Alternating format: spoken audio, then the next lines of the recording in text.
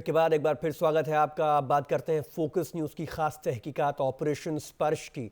Operation स्पर्श part 1 की तरह ही ऑपरेशन स्पर्श पार्ट 2 में हम आपको वो दिखाने जा रहे हैं जिसकी कल्पना आपने कभी नहीं की होगी। ऑपरेशन स्पर्श पार्ट 2 में हम आपको देश की राजधानी दिल्ली के नामी 5 स्टार होटल्स का काला सच दिखाने जा रहे हैं।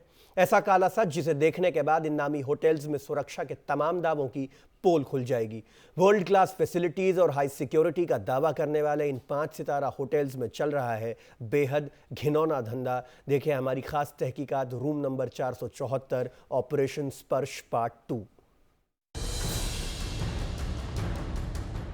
ऑपरेशन स्पर्श पार्ट 1 में आपने देखा कि कैसे सभ्य समाज के बीच पॉश इलाकों में चल रहे स्पा सेंटर्स के अंदर जिसमें फरोशी का धंधा फल फूल रहा है। मसाज पार्लर इस तरह का धंधा करता है तो इसको आप प्रोस्टिट्यूशन में ले सकते हैं। इसी कड़ी में ऑपरेशन स्पर्श पार्ट 2 में हम आपको दिखाने जा रहे हैं इस गंदे धंधे का अगला ठिकाना।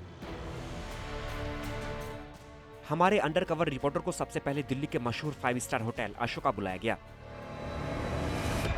ये हमारे पड़ताल का पहला पड़ाव था। यहाँ हमें पता चला कि देह व्यापार के गंदे धंधे को अति सुरक्षित और सुख सुविधाओं से लैस 5 सितारा होटल में कैसे ऑर्गेनाइज तरीके से चलाया जा रहा है। हमारे अंडरकवर साथी कस्टमर्स के रूप में थे और हमें फोन पर दलालों से बाकायदा निर्देश मिल रहे थे। हेलो। हाँ सर जी ऐसा है ना कि आपको वन बाय वन करके जाना होगा। हाँ, पहले तो देख तो लें पहले यार, मेरा व्हाट्सएप नहीं है आज काम कर रहा, नहीं तो कोई बात नहीं सर, जिस चार्जेस आपको पता है ना 15,000 शॉर्ट का है। ठीक है। बताओ पहले कहाँ पे जाऊँ? मैं आपको बता रहा हूँ, लाइन पे रहो। काफी देर लॉबी में इंतजार करने के बाद दलाल से फोन पर सौदेबाजी शुरू हुई। बड़े ही आसानी से हमारे साथी फोन पर मिल रहे निर्देशों का पालन करते हुए 7वीं मंजिल पर डिलक्स रूम कमरा नंबर 747 पर पहुंचे। कमरे का दरवाजा खुला तो सच खुद सामने था। एक ऐसा सच जिस पर हमें भरोसा नहीं हो रहा था। खुद को मॉडल बताने वाली ये लड़की हाई प्रोफाइल वेश्यावृत्ति रैकेट का हिस्सा थी। Sorry? I am a print model. So actually the guy is saying the model is a TV model. Who was saying? Yeah, I'm a print model. That's what I said. Hotel Ashoka में चल रहे दलालों और वेश्याओं के network को हमारे undercover reporter ने खुफिया कैमरे में कैद कर लिया था। हमारा काम हो चुका था। हमारी टीम यहां से बहाना बनाकर निकल गई अगले ठिकाने की तलाश में। कुछ नंबर डायल करने पर हमें अगला ठिकाना मिला। शंग्रीला के साथ में ली मेरिडियन होटल है। ली मेरिडियन? हाँ, वहाँ पहुंचिए, फोन कर दीजिए। यहाँ भी दलालों का जाल होटल अशोका की तरह ही बिछा था, लेकिन यहाँ हमें सीधे लड़की से न मिलवाकर पहले व्हाट्सएप पर लड़की पसंद करने की शर्त रखी गई। फोटो देखकर हमने नापसंद होने का बहाना बनाया और निकल आए। अगली मंजिल होटल हयात था। यहाँ भी नेटवर्क बहुत शार्प था, लेकिन होटल हयात में सिस्टम थोड़ा हटकर था। होटल हयात का भी सच सामने था। प्रोस्टिट्यूशन का घिनौना खेल यहाँ भी करीने से जारी था। हमने फिर फोन पर एजेंट से बहाना बनाया। पूरा सिस्टम अनुशासित था। लड़की मुस्कुराई और चली गई। हमारी अंडरकवर टीम भी निकल पड़ी। इस बार हमें कनॉट प्लेस में ही होटल शंग्रीला बुलाया गया। यानी होटल शंग्रीला में भी जिस्म फरोशी का धंधा बदस्तूर जारी था। बस कुछ 1,000 में लड़कियां हाजिर थीं।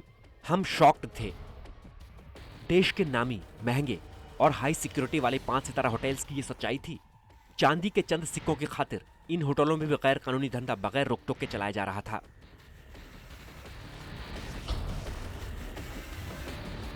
हमारे मन में अब चंद सवाल जरूर कौंधने लगे थे। क्या बगैर होटल प्रशासन के ये सब मुमकिन था? क्या इसमें लोकल पुलिस की कोई मिलीभगत नहीं थी? बड़े बड़े केस का सुराग ढूंढ लेने वाली दिल्ली पुलिस क्या 5 स्टार होटल्स में चलने वाले जिस्म फरोशी के धंधे से बेखबर है? Team special project, focus news, Delhi. और अब बात सलमान खान की फिल्म बजरंगी भाईजान की। सलमान खान का जादू उनके चाहने वालों के सिर फिर चढ़कर बोल रहा है। सलमान की फिल्म बजरंगी भाईजान ने बॉक्स ऑफिस पर फिर कमाल किया है। ओपनिंग के दिन ही बजरंगी भाईजान ने 27 करोड़ की कमाई की है। पहले दिन ही बॉक्स ऑफिस पर कलेक्शन के मामले में बजरंगी भाईजान ने सलमान की पिछले साल आई फिल्म किक और आमिर खान की पीके का रिकॉर्ड तोड़ दिया है। हम हैं पवन कुमार चतुर्वेदी, पर प्रेम से सब बजरंगी बुलाते हैं। जय श्री बहन जी। बहन जी क्या है? मेरा नाम बहन जी नहीं।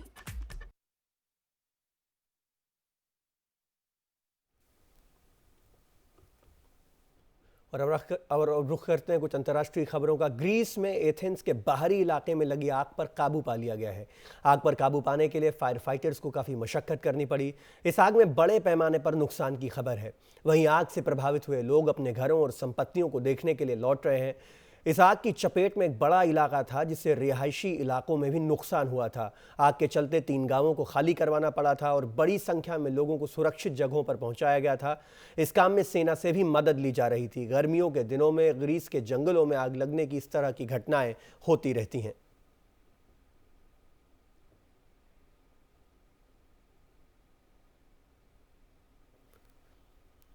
ग्रीस में सोमवार को एक बार फिर बैंक खुलने जा रहे हैं। आर्थिक संकट के चलते ग्रीस में 3 हफ्ते पहले बैंक बंद कर दिए गए थे। वहीं प्रधानमंत्री सिप्रास अगले हफ्ते बेलआउट पैकेज पर भी बातचीत शुरू करने जा रहे हैं। ग्रीस में नई कैबिनेट ने अहम फैसले लिए हैं। इसी के तहत देश में सोमवार को बैंकों को फिर से खोलने का फैसला लिया गया है। वहीं मंत्रिमंडल के फेरबदल में सिप्रास ने अपनी पार्टी के कुछ बागी मंत्रियों को हटा दिया है, जिसमें देश के ऊर्जा मंत्री भी शामिल हैं। नई कैबिनेट ने लोगों के बैंकों से पैसा निकालने की सीमा में भी कुछ छूट दी है। अब सरकार के सामने सबसे बड़ी चुनौती बेलआउट पैकेज के लिए होने वाली बातचीत के दौरान पेश आने वाली है, जहां उसे दूसरे वार्ताकारों के सामने अपना पक्ष मजबूती से रखना होगा।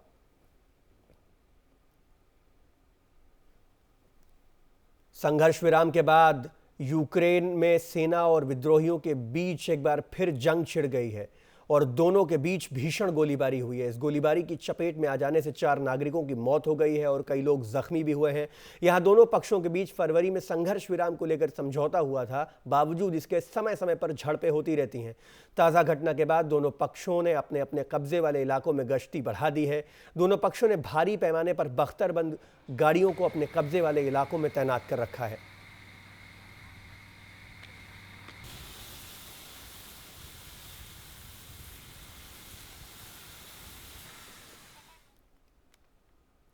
केनिया की राजधानी नायरोबी में आतंकवादी हमले के 2 साल बाद एक मॉल शनिवार को फिर से खुल गया।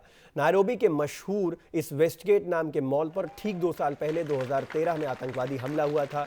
हमले की जिम्मेदारी आतंकवादी संगठन अल-शबाब ने ली थी। 2013 के हमले में यहां 67 लोग मारे गए थे।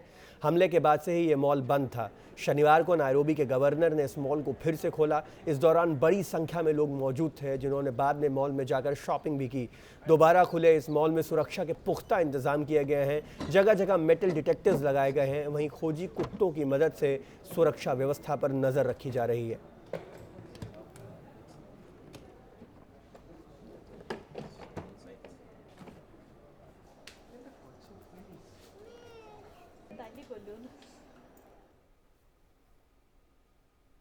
जॉर्जिया में हजारों लोगों ने सड़कों पर उतरकर बड़ा विरोध प्रदर्शन किया है। इन लोगों ने देश की संसद के सामने अपना विरोध जताया है।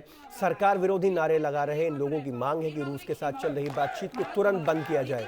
रूस और जॉर्जिया के बीच सीमा विवाद को लेकर बातचीत चल रही है, लेकिन पिछले हफ्ते ही जॉर्जिया के अधिकारियों ने बताया था कि रूसी सेना साउथ ओसेशिया की तरफ से 1 किलोमीटर जॉर्जिया की सीमा में घुस आई है। इसी को लेकर इन प्रदर्शनकारियों में गुस्सा था। रूस और जॉर्जिया में इस इलाके को लेकर 2008 में बड़े पैमाने पर झड़पें भी हो चुकी हैं और इसी दौरान जॉर्जिया को साउथ ओसेशिया से हाथ धोना पड़ा था। रूस की इस इलाके में गैस पाइपलाइन का एक बड़ा प्रोजेक्ट चल रहा है। वहीं रूस के विभाजन से पहले जॉर्जिया भी रूस का ही हिस्सा था।